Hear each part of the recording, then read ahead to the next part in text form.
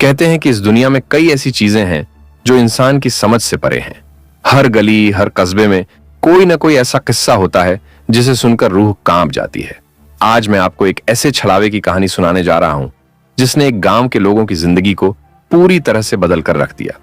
ये कहानी है उत्तर प्रदेश के एक छोटे से गांव शिवपुर की।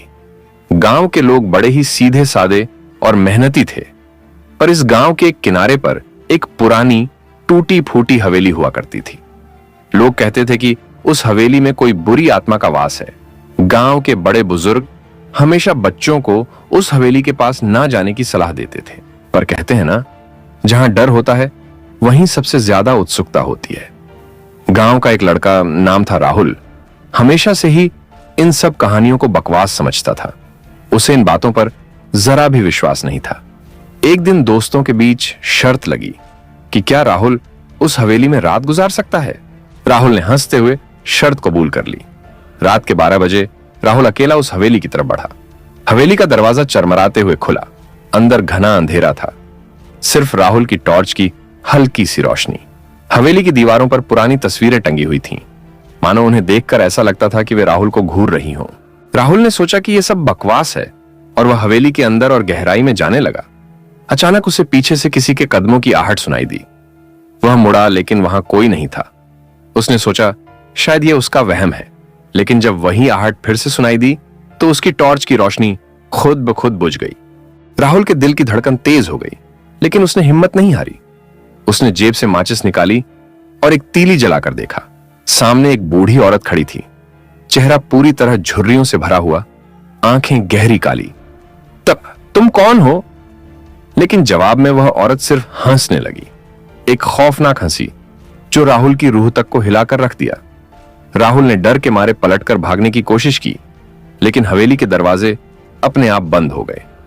उसकी सांसें तेज हो गईं। तभी उसे एहसास हुआ कि वह औरत हवा में तैरते हुए उसकी तरफ बढ़ रही है। राहुल ने किसी तरह अपनी टॉर्च दोबारा चालू की, लेकिन जैसे ही रोशनी हुई वह औरत गायब हो गई। अब हवेली की हर चीज हिलने लगी। राहुल को एहसास हुआ कि वह एक भयंकर जाल में फंस चुका है।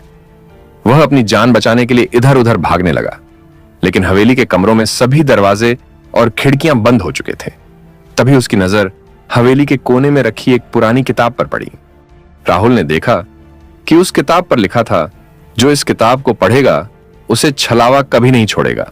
राहुल ने किसी तरह किताब को उठाया और पढ़ना शुरू किया, पर जैसे ही उसने पहला पन्ना खोला, हवेली का पूरा माहौल बदल गया। हवेली की दीवारों से खून टपकने लगा।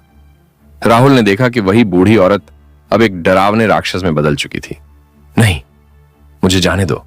राहुल ने डर के मारे किताब को फेंक दिया और भागने लगा। उसने जैसे ही दरवाजे की तरफ दौड़ लगाई, दरवाजा अपने आप खुल गया। राहुल ने बिना कुछ सोचे समझे बाहर की ओर छलांग लगा दी। गांव के लोग कहते हैं कि उस रात के बाद राहुल पूरी तरह बदल गया। वह हमेशा कुछ बड़बड़ाता रहता, वो आ रही है, वो मुझे छोड़ेगी नहीं। उसकी हालत दिन ब दिन बिगड़ती गई और कुछ ही महीनों में उसकी मौत हो गई। गांव के लोग अब भी मानते हैं कि वह हवेली शापित है। जो भी उस हवेली में गया वह या तो पागल हो गया या फिर वापस कभी लौट कर नहीं आया। तो दोस्तों, अगर कभी आपको ऐसी किसी जगह का सामना हो तो सोच समझकर कदम उठाइएगा, क्योंकि कभी कभी जो हम देख नहीं सकते वो हमें सबसे ज्यादा नुकसान पहुंचा सकता है।